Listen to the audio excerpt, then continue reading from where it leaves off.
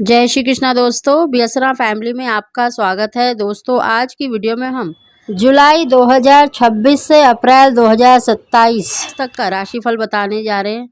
वो कौन सी भाग्यशाली राशियां हैं जिनको बहुत ही श्रेष्ठ संतान प्राप्ति के योग बन रहे हैं। दोस्तों ये जो हम आपको राशिफल बताने जा रहे हैं ये जन्म की राशि पर आधारित है और आप अपने जन्म राशि से ही अपना राशिफल अवश्य देखें। दोस्तों राशि के अनुसार तो इन राशियों का योग 100% बन रहा है, लेकिन अगर आपको संतान की प्राप्ति नहीं हो पा रही है तो आप अपनी जन्म कुंडली का विश्लेषण अवश्य कराएं।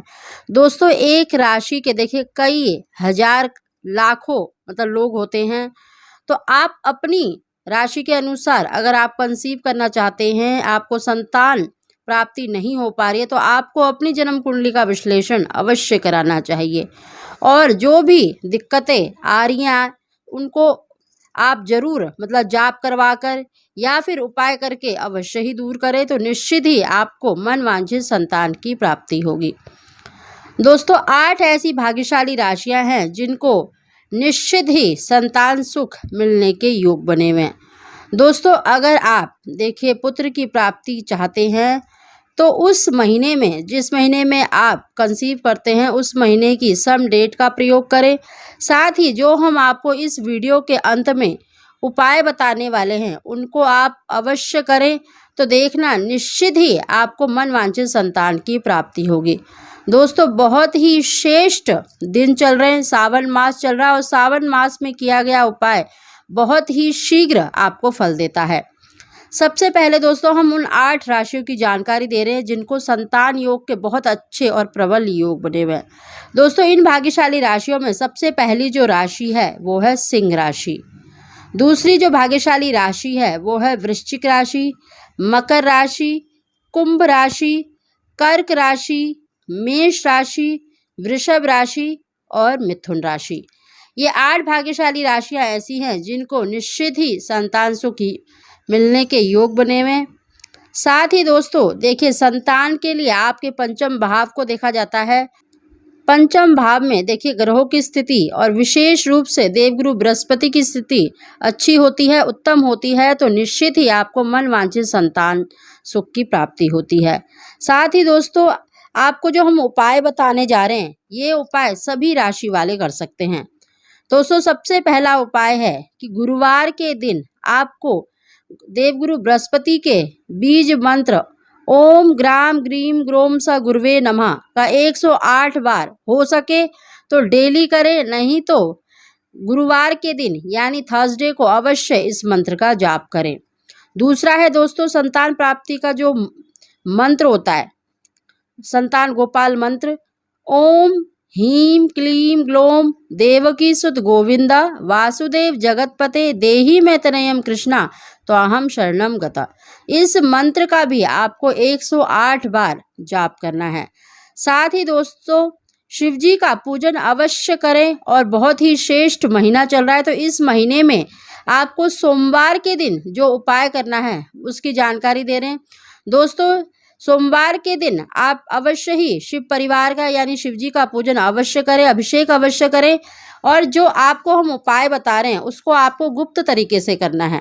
दोस्तों जैसे आप शिव जी की पूजा करते हैं तो अगर आपको शिवलिंग पर देखिए अपने नहीं दूसरों के चढ़ाए हुए अक्षत यानी चावल मिल जाते हैं, यानी पूजा करने के बाद अगर आपको शिवलिंग पर अक्षत चढ़े हुए दिख रहे हैं तो आपको उनको चुपचाप लेकर घर लेकर आना है, और दूसरे दिन या उसी दिन आपको उन चावलों को गंगा जल के साथ या भगवान कृष्ण का जो चरणामृत होता है यानी जो आप स्नान करवाते हैं उसका चरणामृत से भगवान शंकर का ध्यान करके उनसे प्रार्थना करके कि आपको संतान सुख मिल जाए, तो इस प्रकार से आपको प्रार्थना करके उन चावलों को निगल लेना है, यानी चबाना नहीं है। आपको जितने भी अक्षत के दाने मिलते हैं उनको भगवान शंकर का ध्यान करके उनसे प्रार्थना करके आपको उन चावलों को गंगा जल के साथ या फिर चरणामृत के साथ उनको निगल लेना है। दूसरा उपाय है दोस्तों आपको इस उपाय को 5 सोमवार या 7 सोमवार अवश्य करना है। दोस्तों आपको एक जटा वाला नारियल लेना है, जो पानी वाला नारियल होता है जो पूजा में इस्तेमाल किया जाता है वो लेकर आना है और उसको आपको शिवलिंग पर चढ़ाना है।